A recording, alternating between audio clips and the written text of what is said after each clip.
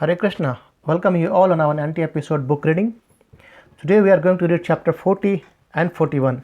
Yesterday we have seen how Akrura came from Mathura to bring or invite Krishna Balram to Mathura and from Vrindavan. So while going back, we see that Akrura sees while he was bathing in the Yamuna, he could see that Krishna in his 400 form and a Vishnu form.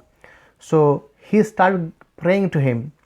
So chapter 40 says the prayers of Akrura. This chapter relates Akrura's prayer to the Supreme Personality of Godhead.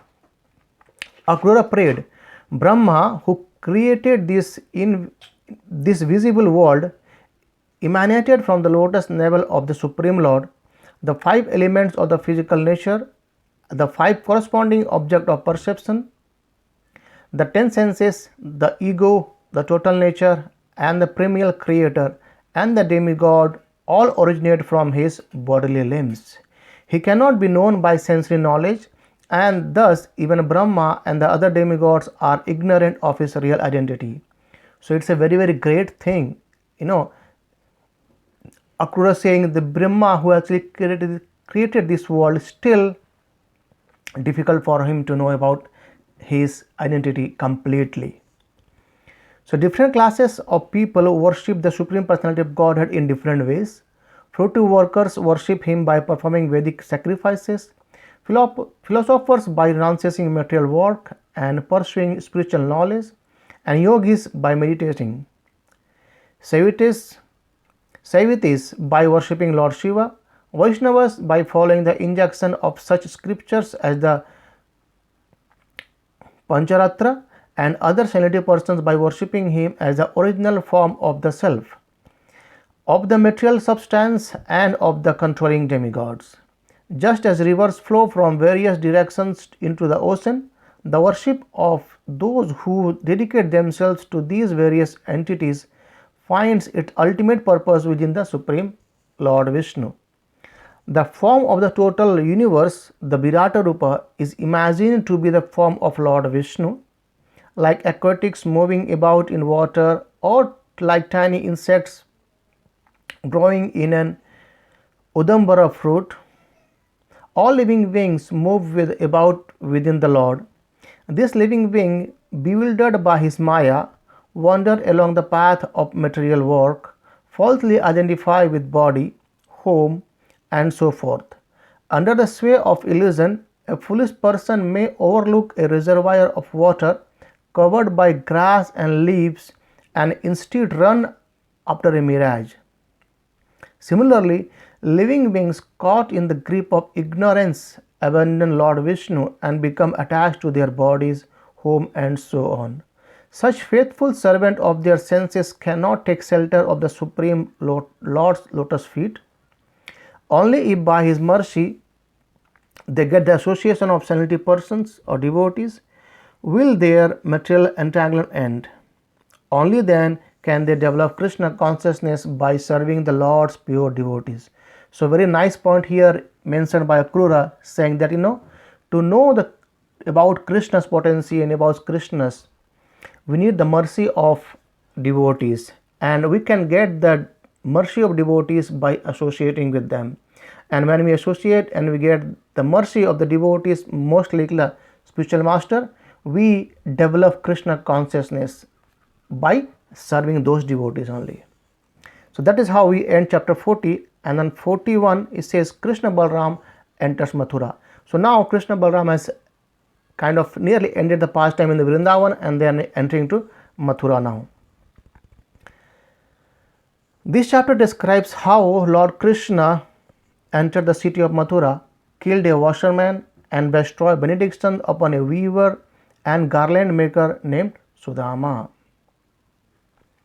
After showing his Vishnu form to Akrura in the waters of the Yamuna and receiving Akrura's prayer, Lord Krishna withdrew that vision just as an actor winds up his performance. Akrura emerged from the water and in great amazement approached the Lord, who asked him whatever he had seen something wonderful while bathing. So Akrura replied, whatever wonderful things there are in the realms of water, earth, or sky, all have their existence within you. So he's praising again to Krishna that everything, whatever you see, is the existence within you, within Krishna. Thus, when one has seen you, nothing remains unseen. Akrura then began driving the chariot again. Even in Bhagavad Gita, Krishna told to Arjuna that I will give you this knowledge, the Raj Vidya, Raj Guhyam, and after knowing this, nothing shall remain for you to know. So that is how again Akrura is mentioning the same point, that everything is actually exists within you. Krishna, Balram and Akrura reached Mathura late in the afternoon. After meeting up with Nanda Maharaj and the other cowherds who had gone on ahead, Krishna asked Akrura to return home, promising to visit him there after he had killed Kansa.